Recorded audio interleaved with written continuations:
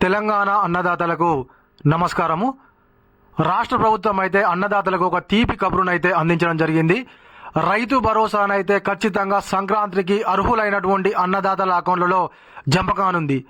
దానికి సంబంధించి అయితే రాష్ట్ర ప్రభుత్వము 400 ఎకరాలను తాకట్టుగా పెట్టి 10,000 కోట్ల రూపాయలనైతే అప్పుగా తీసుకోవడానికి సర్వం సిద్ధమైంది. మరి ఎక్కడి నుంచి అప్పు తీసుకురానుంది, మరి ఆ 400 ఎకరాలు ఎక్కడివి అనేటువంటి పూర్తి వివరాలను అయితే నేను మీకు ఈ వీడియోలో చెప్తాను. తప్పకుండా మీరైతే ఈ వీడియోను చివరి వరకు చూడండి. ప్రతి ఒక్కరూ మన ఛానల్ అయితే సబ్స్క్రైబ్ చేసుకోండి, అదేవిధంగా ఒక లైక్ చేయండి. ఓకేనా?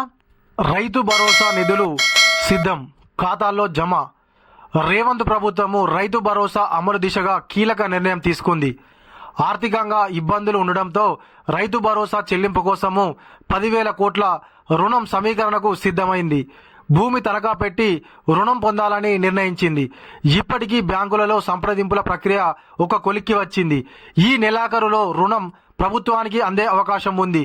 దీంతో సంక్రాంతి తరువాత రైతుల ఖాతాలో రైతు భరోసా నిధులు జమ చేసేలా కార్యాచరణ సిద్ధం చేస్తుంది. అయితే రాష్ట్ర ప్రభుత్వం అయితే ఇప్పటి వరకు రైతు భరోసాను అయితే ఇవ్వలేదని చెప్పేసి అన్నదాతలు అనుకుంటున్నారు కదా. దానికోసం అని చెప్పేసి ఒక 10,000 కోట్ల రూపాయలను అయితే అప్పుగా తీసుకోనుంది. 400 ఎకరాలను తాకట్టుగా పెట్టి అందులో 7,000 కోట్లను అయితే రైతు భరోసా కోసం అయితే కేటాయించనున్నట్లుగా మనకు సమాచారము.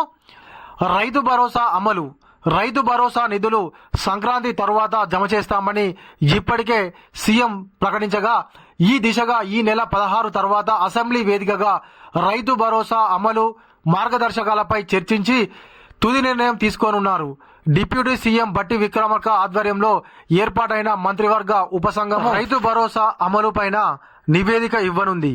దీనిపైన అసెంబ్లీలో అన్ని పార్టీల అభిప్రాయాలు సేకరించిన తర్వాత పథకం అమలు పైన ప్రభుత్వం అసెంబ్లీలోనే ప్రకటన చేయనుంది. అర్హత ఉన్న ప్రతి రైతుకు అమలు చేస్తామని సీఎం రేవంత్ ప్రకటించారు.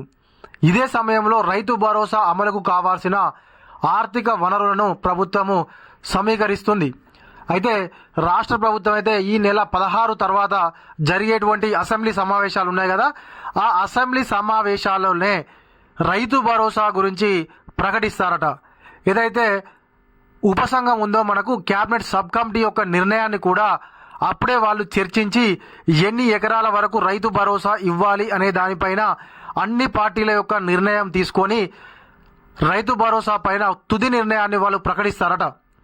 అదేవిధంగా 10,000 కోట్ల రుణం, రైతు భరోసా కోసము ప్రభుత్వము రుణం ద్వారా నిధుల సమీకరిస్తుంది.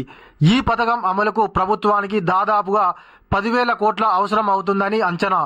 ఇందుకోసము తెలంగాణ పారిశ్రామిక మౌలిక సదుపాయాల సంస్థ ఆధీనంలోని భూమిని తనఖా పెట్టి 10,000 కోట్ల రుణం తీసుకోవాలని సర్కార్ నిర్ణయించింది.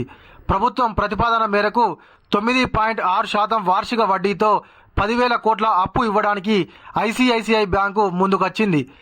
అయితే ఈ నెలాఖరులోగా రుణం అందే అవకాశం ఉందని అధికారులు అంచనా వేస్తున్నారు.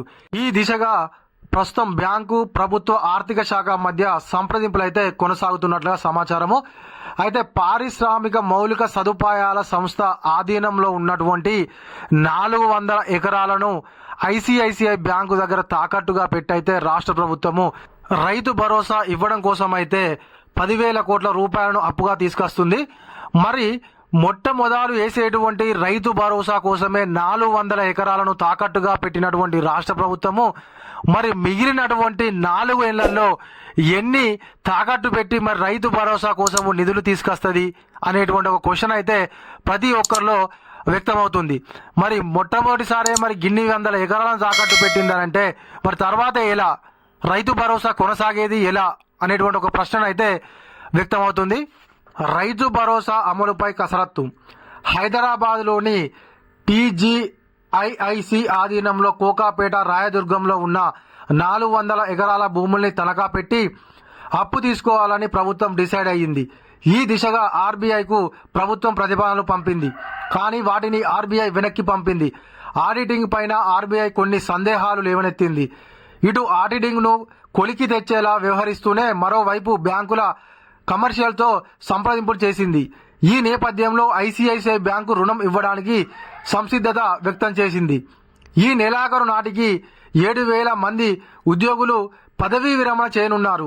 వారికి 2,000 కోట్ల విలువైన ప్రయోజనాలు అందించాల్సి ఉంది. దీంతో ఈ నిధులతో పాటుగా రైతు భరోసాకు ఉపయోగపడేలా 10,000 కోట్ల రుణం ప్రభుత్వం సమీకరిస్తుంది.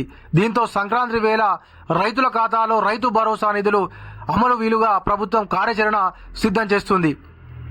అయితే రాష్ట్ర ప్రభుత్వం తీసుకునేటువంటి ఈ 10,000 కోట్లలో కొంత భాగం ఏంటంటే ఒక 2,000 కోట్లు ఈ మధ్యలో 7,000 మంది పదవీ విరమణ చేసేటువంటి అవకాశం ఉందట.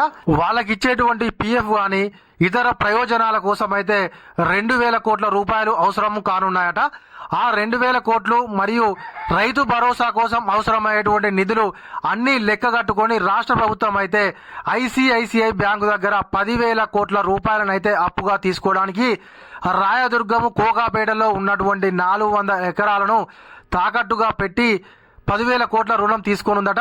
అయితే ఈ నెల చివరి కల్లా ఆ యొక్క డబ్బు 10,000 కోట్ల రూపాయలు అయితే రాష్ట్ర ప్రభుత్వానికి అందేటువంటి అవకాశం ఉందట.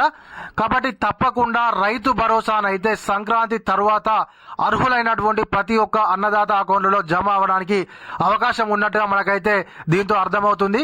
ఇక మనకు రైతు భరోసాకు సంబంధించినటువంటి విధి విధానాలు అంటే ఎన్ని ఎకరాల వరకు రైతు భరోసా ఇవ్వనున్నారు, మరి ట్యాక్స్ పేయర్లకు కూడా రైతు భరోసా వస్తుందా రాదా, మరొక విషయం ఏంటంటే 2 సీజన్లకు సంబంధించినటువంటి అమౌంట్ ఇస్తారా లేక కేవలము యాసంగి సీజన్కు సంబంధించినటువంటి అమౌంట్ 7,500 రూపాయలు మాత్రమే ఇస్తారా అనేది తెలియాల్సి ఉంది.